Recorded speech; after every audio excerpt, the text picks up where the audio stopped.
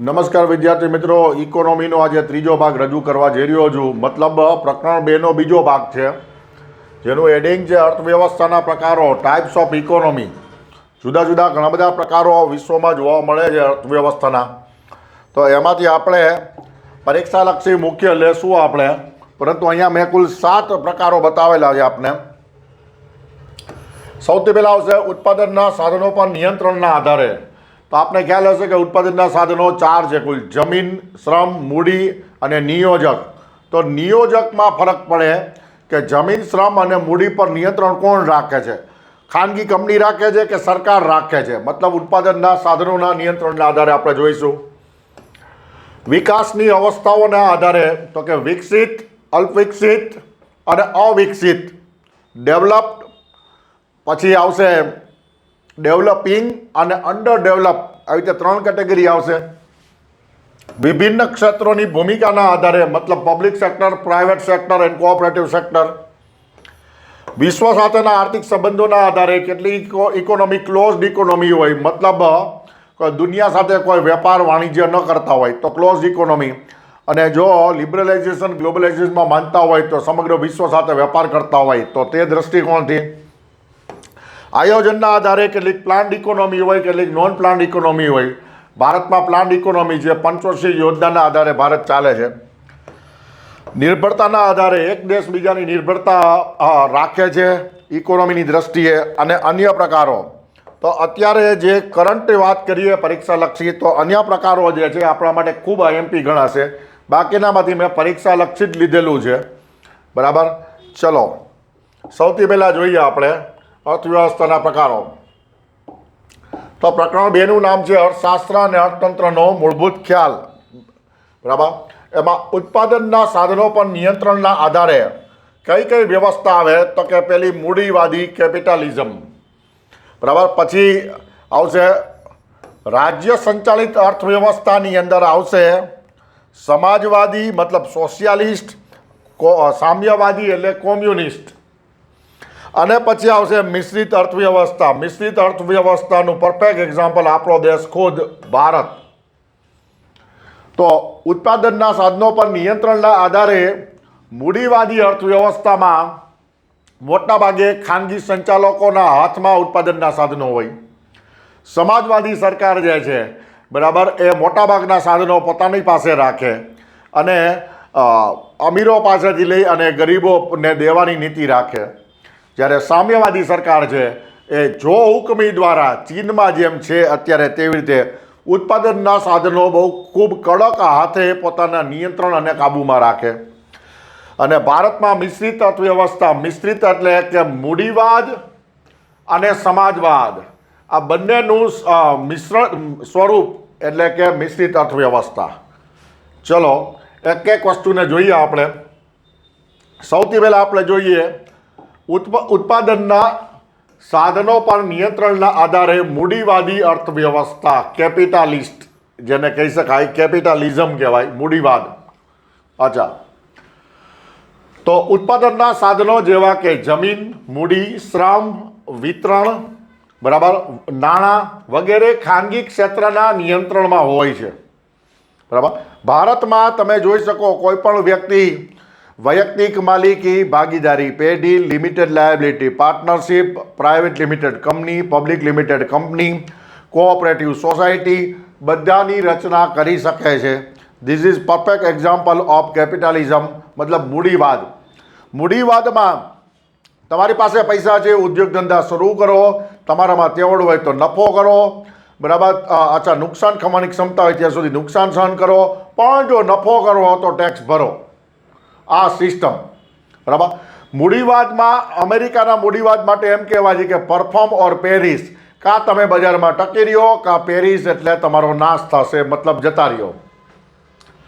અહીંયા Adam Smith જે છે, ફાધર ઓફ ઇકોનોમિક્સ, એમને બહુ મહત્વપૂર્ણ વાત કીધેલી છે. અને આ ક્વેશ્ચન અત્યાર સુધીમાં 2017 પછી 4 કે 5 વખત પૂછાઈ ગયેલો છે જુદી જુદી એક્ઝામમાં. એડમ સ્મિથ બિન હસ્તક્ષેપના સિદ્ધાંત, મતલબ નોન ઇન્ટરફિયરન્સ. કોનું બિન હસ્તક્ષેપ મતલબ? તો કે સરકારનું, કેન્દ્ર કે રાજ્ય સરકારનું. એને ઇંગ્લિશમાં શું કહેવાય છે બરાબર સમજો, લેઝીઝ ફેર. આ સ્પેલિંગ ગોખી લેજો, LEISSEZFAIRE, લેઝીઝ ફેર પર આધારિત છે. મૂડીવાદ શેના પર આધારિત છે? એડમ સ્મિથના મુજબ બિન હસ્તક્ષેપનો સિદ્ધાંત, મતલબ non interference by government won't interfere at all, જેને ખુલ્લી અર્થવ્યવસ્થા, ઓપન ઇકોનોમી અથવા માર્કેટ ઇકોનોમી પણ કહેવાય છે, જેમાં ઓપન માર્કેટ ઓપરેશન OMO દ્વારા ચાલે છે. બજાર જ નક્કી કરશે બરાબર કે કોને શું બનાવવું, કેટલું વેચવું, કેટલા ભાવે વેચવું, બરાબર ક્યારે વેચવું, જ્યારે ગ્રાહક તરફથી શું ખરીદવું, કયા ભાવે ખરીદવું, કેટલું ખરીદવું, આમાં ગવર્મેન્ટ ક્યાંય ઇન્ટરફિયર કરશે નહીં. આને ખુલ્લી અર્થવ્યવસ્થા કહેવાય. નેક્સ્ટ જોઈએ આપણે મૂડીવાદ કેપિટાલિઝમની અંદર ક્રોની મૂડીવાદ. તો આમાં થોડુંક રાજકારણ પણ લેવું પડે આપણે. તો શું કહે છે? સત્તામાં રહેલા પક્ષ મતલબ જેની સરકાર હોય તે સાથે નિકટતા ધરાવતા વેપારીઓ મહત્તમ લાભ મેળવે છે, માટે મૂડીવાદી અર્થવ્યવસ્થાનું નિશ્ચિત પરિણામ છે. ક્રોની કેપિટાલિઝમ પણ કહેવાય છે. આમાં એમ કહે છે કે ઇંગ્લિશમાં એક શબ્દ છે લોબિંગ. લોબિંગ મતલબ તરફેણ ઊભી કરવી, પોતાના તરફેણમાં તરફેણ ઊભી કરવી, એને લોબિંગ કહેવાય. તો વિદ્યાર્થી મિત્રો, સરકાર પર સામાન્ય રીતે આવા વિપક્ષ દ્વારા આરોપ લગાવાતા જ હોય છે. દુનિયાની તમામ સરકારમાં, હું ખાલી ભારતની વાત નથી કરતો, કે જેમાં વિપક્ષ એવા આરોપ લગાવે કે સરકાર ફલાણા ઢીકણા ઉદ્યોગપતિની જ તરફેણ કરે છે, તેની પાસેથી જ ચૂંટણી ફંડ લે છે, એનાથી જ ચૂંટણી લડે છે, એનાથી જ સત્તામાં આવે છે અને પાછા એને લાભ આપે છે. આવા આરોપ પ્રત્યારોપ સતત ચાલતા જ હોય છે. પરંતુ વચ્ચે ઓછે અંશે તમામ દેશની અંદર આ જોવા મળે જ છે. કોઈ પણ પ્રકારનો દેશ હોય, અમીર કે ગરીબ, તો આ જે મૂડીવાદ જે છે એને ક્રોની કેપિટાલિઝમ કહેવાય. પછી આવશે બીજું, રાજ્ય સંચાલિત અર્થવ્યવસ્થાની અંદર સમાજવાદી આવશે. શું આવશે? સમાજવાદી અર્થવ્યવસ્થા. બરાબર. અચ્છા, તો સમાજવાદી અર્થવ્યવસ્થાને શું કહેવાય છે? બંધ અર્થવ્યવસ્થા પણ કહે છે, ક્લોઝડ ઇકોનોમી પણ કહે છે. આપણે બીજા નંબરના પ્રકારમાં આવી ગયા વિદ્યાર્થી મિત્રો. બીજા નંબરના પ્રકારમાં પેટા પ્રકાર 1 સમાજવાદી સોશિયાલિઝમ. મુખ્ય ઉદ્દેશ નફો નથી સોશિયાલિઝમમાં, પરંતુ કલ્યાણનો છે. પણ બરાબર સમજો, કલ્યાણ કરવા માટે પણ નફો તો જોઈએ જ ને, બરાબર. તો આ બાબતની ગેરહાજરી દર્શાવે છે, આ સમજણની ગેરહાજરી દર્શાવે છે સામ્યવાદમાં. ઉત્પાદનના સાધનો પર સરકારનો અંકુશ હોય છે અને સરકારને સ્પર્ધા જરા પણ પસંદ નથી. તો કે આવું હતું, હાલમાં નથી. પ્યોર સોશિયાલિઝમ છે એ પોલેન્ડમાં, રશિયાની અંદર, બરાબર, ચીનમાં પણ પ્રવર્તતું હતું 1985 પહેલાં. ચીનમાં નો ડાઉટ સમાજવાદ નહીં પણ સામ્યવાદ હતો, પણ સામ્યવાદમાં સમાજવાદના અંશ હોય જ. તો ઘણા બધા દેશની અંદર આ પ્રથા પ્રચલિત હતી, પણ right now it is not in existent. અત્યારે કે અસ્તિત્વમાં નથી. માટે સમાજવાદનું બરાબર સમજો, મુખ્ય ઉદ્દેશ શું છે? વેલફેર સ્ટેટ ક્રિએટ કરવાનો અને ક્લોઝડ ઇકોનોમી હોય. મોટાભાગે સમાજવાદવાળા છે એ બિલીવ ન કરતા હોય કે કોઈ પણ વિદેશી કંપની પોતાના દેશમાં આવી અને બિઝનેસ કરે. અને ભારતમાં પણ સમાજવાદના કડવા પરિણામો ભોગવી ચૂક્યા છીએ આપણે. કોકાકોલાને 1970ના એરાની અંદર ભારતે પ્રવેશ આપેલો અને ખૂબ મોટા પાયે વિરોધ થતાં કોકાકોલાએ જતું રહેવું પડેલું, બરાબર. તો એ ક્લોઝડ ઇકોનોમીનું એક એક્ઝામ્પલ છે. ચલો નેક્સ્ટ. હવે જોઈએ રાજ્ય સંચાલિત અર્થવ્યવસ્થાની અંદર સામ્યવાદી અર્થવ્યવસ્થા મતલબ કોમ્યુનિસ્ટ. હવે આ વિચારધારા એવી છે કે જો સરકારનું ચાલે તો બધાને સરખા કપડાં પહેરાવે, બધાને સરખા એક જ સમયે ઉઠાડે, એક જ સમયે કામ કરવાનું. ઇન શોર્ટ, આ તો હું એક અતિશયોક્તિ કરું છું, પરંતુ સામ્યવાદ એમ કહેવા માગે છે કે ભાઈ બધા લોકો પાસે બને ત્યાં સુધી સરખું ધન સંપત્તિ હોવી જોઈએ. મતલબ અમીર વર્ગની ગેરહાજરી હોવી જોઈએ. કોઈ રીચ કે સુપર રીચ ન હોવું જોઈએ. એક એવી એક્સ્ટ્રીમ વિચારધારા જેને કહેવાય, એવી વિચારધારા એટલે કે સામ્યવાદી અર્થવ્યવસ્થા. તમામ આર્થિક પ્રવૃત્તિઓ પર એક જ પક્ષ કે સરકાર હોય. તો ચીનમાં તમે જો એક જ પક્ષ કે એક જ સરકાર છે અને એ પક્ષનું નામ પણ હકીકતમાં કોઈને ખબર નથી. સમજાણું? સામ્યવાદી સરકાર છે એટલી ખબર છે, નિયંત્રણ હોય છે. દાખલા કે ચીન 1985 પહેલાં આ સિસ્ટમ હતી ચીનમાં, પ્યોર સામ્યવાદ હતો. પણ ચીને એલપીજી પોલિસી જે છે, લિબરલાઇઝેશન, પ્રાઇવેટાઇઝેશન, ગ્લોબલાઇઝેશન 1985માં અપનાવ્યું અને આપણે 1991માં અપનાવ્યું. 6 વર્ષનો ડિફરન્સ છે ખાલી. ચીનની અત્યારે જીડીપી જુઓ તમે તો ચીનની રાઉન્ડ અબાઉટ 18 ટ્રિલિયન ડોલર છે અને ભારતની 3.7 3.9 સમથિંગ છે. તો આપણા કરતાં ઓલમોસ્ટ 6 ગણી છે. 6 વર્ષ પહેલાં એ લોકો એલપીજી પોલિસી અપનાવેલી. પણ એ પણ કહી શકાય કે કડક હાથે કામ લેવાને કારણે સરકાર માત્ર ને માત્ર પ્રગતિ તરફ વિચારી શકે ત્યાં મૂળભૂત અધિકારોની ગેરહાજરી છે. એક સમજજો તમે. જેકમાં Alibaba.comના બરાબર એક જ નિવેદન કરેલું એક શબ્દ સરકાર વિરોધી 2 વર્ષ સુધી અજ્ઞાતવાસ એમને વેઠવો પડ્યો હતો. ક્યાં હતા કોઈને ખબર નહોતી. ભારતમાં આવી કોઈ બાબત નથી. ભારતમાં મૂળભૂત અધિકાર છે. ભારતમાં સમાજવાદ અને મૂડીવાદ બંને છે. બરાબર, એનું પણ હું એક્ઝામ્પલ આપીશ. ચલો નેક્સ્ટ. હવે આવે છે મિશ્રિત અર્થવ્યવસ્થા, મિક્સ્ડ ઇકોનોમી. તો તમે 12થના અર્થશાસ્ત્રની અંદર આ ભણી જ ગયેલા હશો કે ભારત એ મિશ્ર અર્થતંત્ર છે. મિશ્રિત અર્થવ્યવસ્થા એટલે મૂડીવાદ વત્તા સમાજવાદ. બ્રિટિશ અર્થશાસ્ત્રી જ્હોન મેનાર્ડ કિન્સના વિચારો પર આધારિત. બરાબર, આ તમને પૂછે કે ભાઈ મિશ્રિત અર્થવ્યવસ્થા છે એના પ્રણેતા કોણ? તો કે બ્રિટિશ અર્થશાસ્ત્રી જ્હોન મેનાર્ડ કિન્સ. તો આ એક અઘરો પ્રશ્ન ગણાય મિત્રો. બરાબર સમજો. આ બંનેનું હાઇબ્રિડ મોડેલ જે છે, કેપિટલિઝમ એન્ડ સોશિયાલિઝમ, એ hybrid model was what should I say evaluated by this economist John Maynard Keynes. 1929ની મહામંદીના કારણે આ ખ્યાલ ઉદ્ભવ્યો. ખૂબ મોટી great depression of the world 1929. આ પણ બહુ પ્રશ્ન પૂછાય છે બોર્ડમાં, 12મા ધોરણના બોર્ડમાં. ઉત્પાદનના સાધનો પર સરકારી વત્તા ખાનગી બંને નિયંત્રણ હોય છે. બરાબર, ભારતમાં જુઓ પબ્લિક સેક્ટરની કંપની પણ છે ઘણી બધી, જેમ કે હિન્દુસ્તાન એરોનોટિક્સ લિમિટેડ છે. બરાબર, પછી મિનરલ ડેવલપમેન્ટ કોર્પોરેશન સરકારના હાથમાં છે, પછી રેલવે છે. બરાબર, પછી અમુક હદ સુધી હમણાં સુધી જોવા જઈએ તો સરકારના હાથમાં એરલાઇન્સ હતી, હવે ખાનગી ધોરણે પણ છે એરલાઇન્સ. તો આવી રીતે એક મિશ્રિત સ્વરૂપ હોય. બરાબર, બજારમાં ડિમાન્ડ, ડી ફોર ડિમાન્ડ એટલે માંગ, પુરવઠો એટલે સપ્લાય. બરાબર, માંગ અને પુરવઠાના આધારે કિંમત નક્કી થાય છે. સરકારનું કોઈ ઇન્ટરવેન્શન નથી આમાં. સરકાર નક્કી નહીં કરે. હા, નો ડાઉટ એમએસપીની વાત આવે, મિનિમમ સપોર્ટ પ્રાઇસ, તો ખેત પેદાશો માટે સરકાર ઇન્ટરવેન્શન કરે છે. હવે બરાબર સમજો. 2 એક્ઝામ્પલ આપું. ફર્નિચરની માંગ કોણે કરવી ને ફર્નિચરનો પુરવઠો કોણે પૂરો પાડવાનો, કિંમત કેટલી નક્કી કરવી, એમાં સરકાર વચમાં પડતી નથી. મતલબ એ મૂડીવાદનું એક્ઝામ્પલ.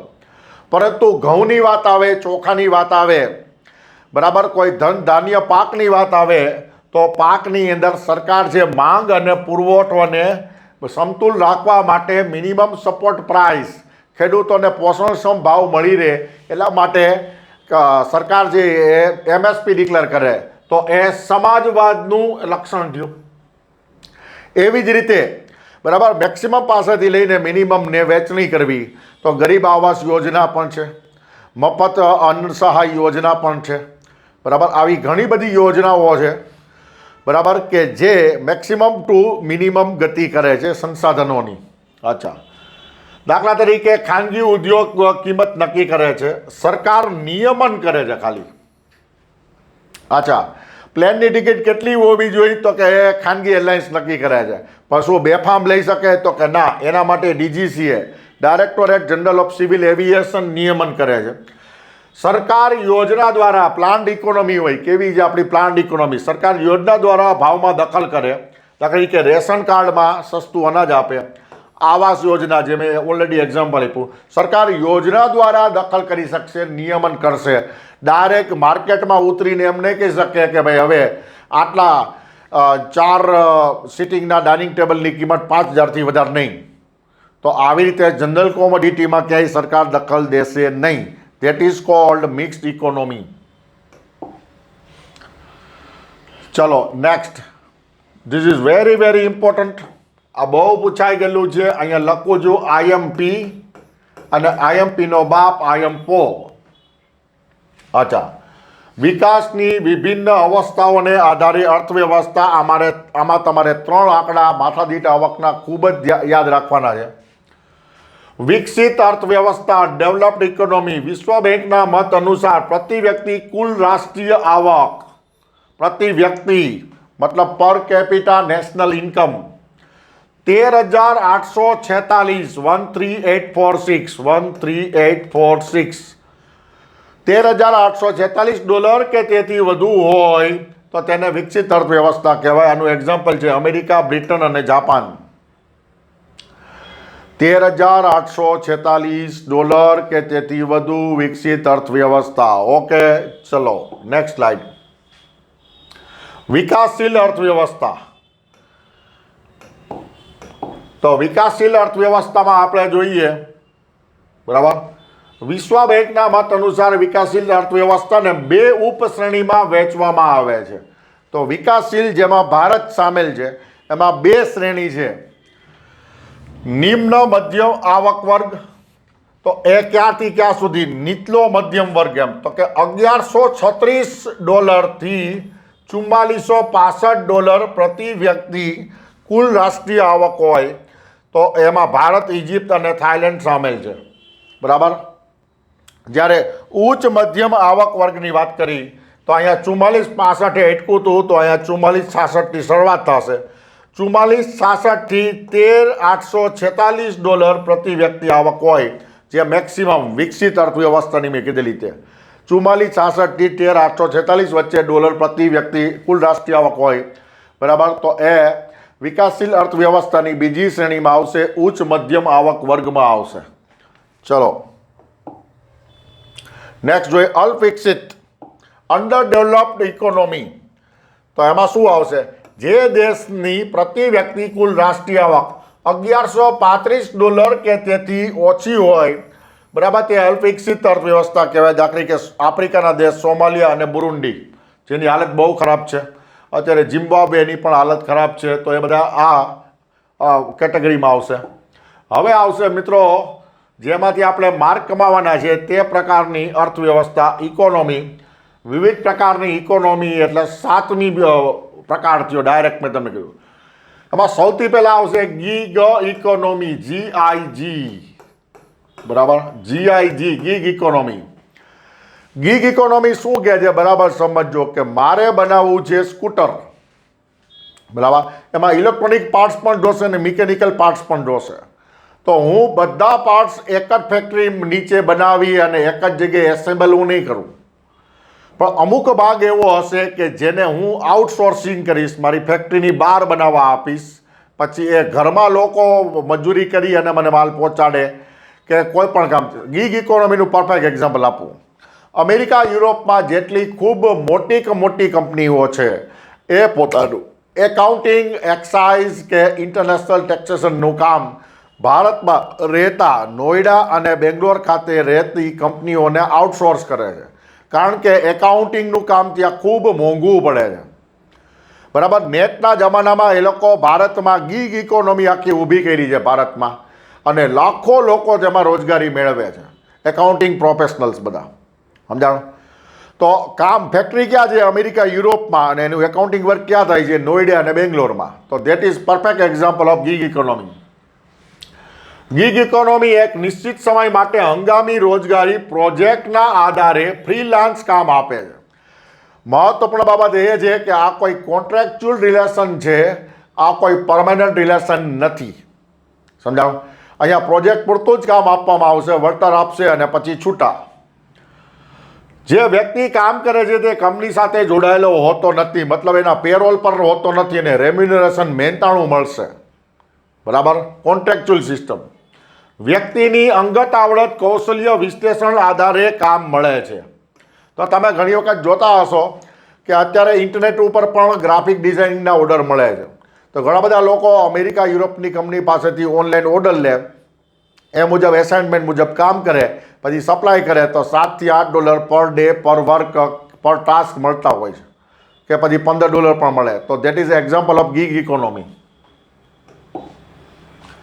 ચલો, ગીગ ઇકોનોમીમાં પાછું હજી આગળ તમને વાત કરું તો ગીગ ઇકોનોમીને ઇન્ડસ્ટ્રીયલાઇઝેશન 4.0 પણ કહે છે. એક ધ્યાન રાખજો, આ પણ પૂછી શકે કે ભાઈ ગીગ ઇકોનોમી એટલે શું, કયું ઔદ્યોગિકરણ? તો કે 4.0. આઉટસોર્સિંગ મુજબ કામને કોન્ટ્રાક્ટ પર કરાવવામાં આવે છે. એક જગ્યાને બદલે જે વિસ્તાર કે વસ્તીની આવડત અનુસાર કામની વહેંચણી કરવામાં આવે. તો બરાબર સમજજો, બધી વસ્તુ એક જગ્યાએ બનાવી શક્ય નથી, કારણ કે એમાં જુદા જુદા પ્રકારની મજૂરીના દર પણ અલગ અલગ હોય. તો જ્યાં મજૂરી સસ્તી થતી હોય ત્યાં કામનું આઉટસોર્સિંગ કરવામાં આવે, દેટ ઇઝ ગીગ. ભારતના સંદર્ભમાં 75% લોકો ગીગ ઇકોનોમીમાં ફાળો આપે છે. મતલબ 75% રોજગાર ગીગ ઇકોનોમીનો છે, મતલબ પરમેનન્ટ નથી. સમજાણો? ચલો, નેક્સ્ટ આવશે શેરિંગ ઇકોનોમી. બરાબર, તો ઇંગ્લિશમાં એક કહેવત છે, શેરિંગ ઇઝ કેરિંગ, પણ અહીંયા આપણે શેરિંગ ઇઝ સેવિંગ. બરાબર, મતલબ બચત છે. શેરિંગ ઇકોનોમીને પિયર ટુ પિયર, P2P અથવા B2B, બિઝનેસ ટુ બિઝનેસ પણ કહે છે, જેમાં ઓનલાઈન પ્લેટફોર્મના આધારે ખરીદનાર અને વેચનાર જોડાય છે. તો આ બધા બહુ પ્રચલિત છે ઓનલાઈન પરચેસ માટે.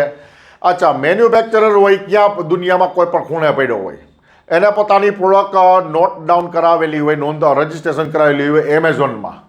બરાબર, આપણે ઓર્ડર આપીએ, એમેઝોન આપણને કુરિયર દ્વારા આપણને ઘરે પહોંચાડે. તો પિયરનો મતલબ એક રસ ધરાવનારા લોકો, પેલાને વેચવામાં રસ છે, આપણને ખરીદવામાં રસ છે. મતલબ બિઝનેસ ટુ બિઝનેસ પણ થાય, પર્સન ટુ પર્સન પણ થાય, પિયર ટુ પિયર પણ થાય. પિયર એટલે બાયડી પોતાના ઘરે જાય એ પિયર નહીં. સમજાણો? અહીં વસ્તુ કે સેવા ખરીદવાને બદલે ભાડે કે ઉધાર લેવા પર પણ ભાર દેવામાં આવે છે. તો અહીંયા બરાબર સમજો, થોડાક વર્ષો પહેલાંની જ વાત કરું કે જ્યારે કોઈ વ્યક્તિના લગ્ન પ્રસંગ હોય ત્યારે એ પોતાના કપડાં, ખાસ કરીને સૂટ બ્લેઝર એ પોતે જ સીવડાવતા અને પછી ઘરમાં કાયમ એ પડ્યા રહેતા. અને થોડાક વર્ષો પછી જેઠાલાલની જેમ એ સૂટ ને બ્લેઝર કાંઈ થાય નહીં, બટન તૂટી જતા. પણ હવે લોકો શું કરે છે કે એમાં ખર્ચો કરાવવાની બદલે ભાડે લેવાનું પસંદ કરે છે, ખાસ કરીને લગ્ન પ્રસંગમાં પહેરાય તેવા કપડાઓ ખાસ. બરાબર, કે જે વધારે એટ્રેક્ટિવ હોય. તો એને શેરિંગ ઇકોનોમી કહેવાય. આને કોઓપરેટિવ ઇકોનોમી મતલબ સહયોગી ઇકોનોમી પણ કહેવાય છે. આવા બધામાંથી જ પ્રશ્ન નીકળશે મિત્રો. બરાબર, ચલો ત્રીજા પ્રકારનું જોઈ, ચક્રીય ઇકોનોમી. તમને લાગે હું બધામાં IMP કહીશ, તો કે હું કહીશ જ તે ભાઈ, મારું કામ જ છે IMP શીખવાડવાનું. ત્રીજું ચક્રીય ઇકોનોમી, એટલે આમાં ચક્કર ખાઈને પડી જવું એવું કાંઈ નથી. બરાબર સમજો, ચક્રીય ઇકોનોમી એ એક નવી અને ટકાઉ આર્થિક વિકાસ વ્યવસ્થા છે, જેને સસ્ટેનેબલ ડેવલપમેન્ટ કહેવાય, અને જેના વિશે GPSC અને UPSCમાં ખૂબ જ નિબંધ પૂછાઈ ગયેલા છે. બરાબર, આ ઇકોનોમી ઉપર, જેનો ઉદ્દેશ્ય ઉત્પાદનોના જીવનચક્રને લંબાવીને પ્રદૂષણ અને કચરો ઘટાડવાનો છે. તો આજે મિત્રો જે કાગળ આપણે વાપરીએ છીએ એ કાગળ ક્યાંથી આવેલા હશે? તો કે જંગલમાંથી ઝાડો વૃક્ષો કાપી અને એમાંથી કાગળ, એના માવામાંથી કાગળ બનાવવા. એ કાગળ વાપરી આપણે ફેંકી દઈએ તો એ કચરો થાય, પ્રદૂષણ થાય. એની બદલે એ જ કાગળનું રીપ્રોડક્શન, રિસાયકલિંગ કે રીયુઝ કરવામાં આવે તો આવી રીતે RRR ઉપર ભાર મૂકે છે ચક્રીય ઇકોનોમી. કે એક ઝાડ કપાય છે, એના પેજ 1 વર્ષમાં વપરાઈ જાય છે. જો રીયુઝ, રિસાયકલ કરવામાં આવે તો એ ઉત્પાદન અને જે કન્ઝ્યુમર સાયકલ છે, મતલબ જે વપરાશનું ચક્ર જે છે એને લંબાવી 3 કે 5 વર્ષ સુધી કરવાનો ઈરાદો ચક્રીય ઇકોનોમીમાં હોય. અચ્છા, કુદરતી સંપત્તિના ટકાઉ ઉપયોગને પ્રોત્સાહન આપવાનો છે. અચ્છા, કચરાને રિસાયકલ કરી પુનઃ ઉપયોગ કરવા માટે પ્રોત્સાહન આપે છે. આ કુદરતી સાધનનો શ્રેષ્ઠ ઉપયોગ કરવાને ચક્રીય ઇકોનોમી પ્રોત્સાહન આપે છે. ઉત્પાદનનો વારંવાર ઉપયોગ કેમ થાય તે જોવે છે. બરાબર, મતલબ બધું રીયુઝ, રિસાયકલ ઉપર જ છે. દાખલા કે કાગળને રિસાયકલ કરી જંગલને બચાવવા. I already give you an example. Next one, that is care economy. બરાબર, કેર ઇકોનોમી તો શું કહે છે? કેરનો મતલબ થાય કાળજી ગુજરાતીમાં. તો આ કાળજીની જ વાત કરે છે. તો કે એક એવા ઇકોનોમીની વાત કરે છે કે જે કાળજી પર આધારિત હોય. યસ, આંતરરાષ્ટ્રીય શ્રમ સંગઠન, ઇન્ટરનેશનલ લેબર ઓર્ગેનાઇઝેશનની પરિભાષા મુજબ કોઈ અર્થતંત્રમાં સમાજના સંવેદનશીલ વર્ગો જેવા કે બાળકો, વૃદ્ધો, દિવ્યાંગો, ધાત્રી માતાઓ, મજૂર વગેરેને ધ્યાનમાં રાખી વિશેષ જોગવાઈઓ કરવામાં આવે તો કેર ઇકોનોમી કહેવાય. ભારતમાં છે તો કે આ છે. પ્રસૂતા હોય તો એ લોકોને જન્મ આપતી સમય વખતે પણ યોજના છે, બરાબર. પ્રસૂતિની રજા પણ આપણે 6 મહિના ઓલમોસ્ટ 180 ડેઝની આપવામાં આવે છે. બાળકોને મફત રસી પીવડાવવામાં આવે છે જુદા જુદા પ્રકારના, બરાબર. વૃદ્ધોને પેન્શન આપવામાં આવે છે, અપંગોને ખાસ અનામત આપવામાં આવે છે. તો આ બધા કેર ઇકોનોમીના એક્ઝામ્પલ કહેવાય. અચ્છા, સ્ત્રીઓને 26 સપ્તાહની પ્રસૂતિની રજા, બાળકોને રસી, વૃદ્ધોને પેન્શન, કામની જગ્યાએ સવલતો, આ બધા એના એક્ઝામ્પલ છે. તો આ હતા વિદ્યાર્થી મિત્રો જુદા જુદા અર્થવ્યવસ્થાના પ્રકારો, બરાબર. હવે પછી હું પ્રકરણ 3માં મોસ્ટ આઈએમપી આર્થિક વૃદ્ધિ અને આર્થિક વિકાસ, economic growth and economic development પ્રકરણ 3ની ચર્ચા કરીશ. ઓકે, ધન્યવાદ વિદ્યાર્થી મિત્રો. જય હિન્દ.